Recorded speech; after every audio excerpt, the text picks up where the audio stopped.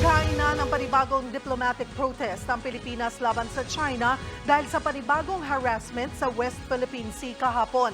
Kasunod niyan, iminungkahi naman ng isang dating maestrado na sampahan ulit ng panibagong arbitration case ang China. Nasa frontline ng balitang yan, si Brian Castillo. Pinakaseryoso at pinaka-agresibo. Ganyan inarawan ng National Task Force for the West Philippine Sea ang bagong insidente ng panghaharas ng China sa mga barko ng Pilipinas sa Ayungin Shoal kahapon. Binangga at binomba ng tubig ng China Coast Guard ang mga Coast Guard at supply vessels ng Pilipinas. 4 na tauhan ng militar ang sugatan sa nangyari. Ayon kay Task Force spokesman Jonathan Malaya, hindi nila inasahan ang ginawa ng China. Lalo't sa nagdaang resupply mission nitong Pebrero, hindi naman sila naging agresibo sa mga barko ng Pilipinas. We thought that we were turning the page already.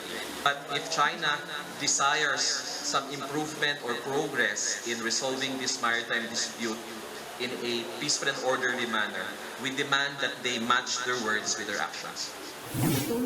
Una nang binanatan ng China ang Pilipinas na hindi raw tumutupad sa usapan. Tayo raw ang nag-uumpisa ng gulo sa Ayungin at nangihimasok sa soberanya nila. Pero sagot ni Malaya, We refer to this as sirang plaka. Paulit-ulit, wala namang naniniwala sa kanila. agad namang kinondena ng Amerika ang tinawag nitong paulit-ulit na pangaharang ng China sa mga barko ng Pilipinas.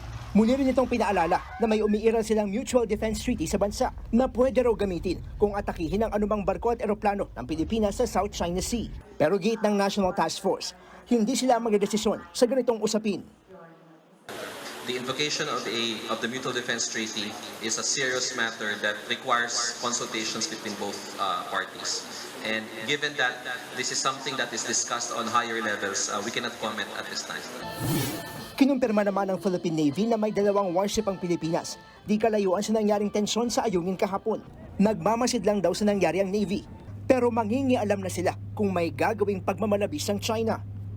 Ayungin Shoal and Baho de Masinloc have been declared as red lines. There will be no building or reclamation on Baho de Masinloc. There will be no removing of LS-57 from Ayungin Shoal. Dahil naman sa insidente, muling naghain ng diplomatic protest ang Pilipinas laban sa China. Ito na ang ika-10 protesta ngayong taon. Kung si retired Associate Justice Antonio Carpio naman ang tatanungin, dapat kasuhan na lang ulit sa International Tribunal ang pang-aabuso ng China, pero hindi raw ito magiging madali. Dahil hindi nasakop ng United Nations Convention on the Law of the Sea o UNCLOS ang mga military activity, gaya ng ginagawang resupply mission ng AFP sa Ayungin. We should now shift the activity to civilian activity so that we can go back to the tribunal and keep on piling up the awards against the arbitral awards against China. The world is behind us because we have an arbitral award, and the world will always support the decision of an international tribunal. Nagbabalita mula sa frontline, Brian Castillo, News 5. Mga kapatid, Lucy Cruz Valdez po, maging maalam at may pakialam sa mga napapanahong balita sa bansa. Tumutok at mag-subscribe sa News 5 social media pages.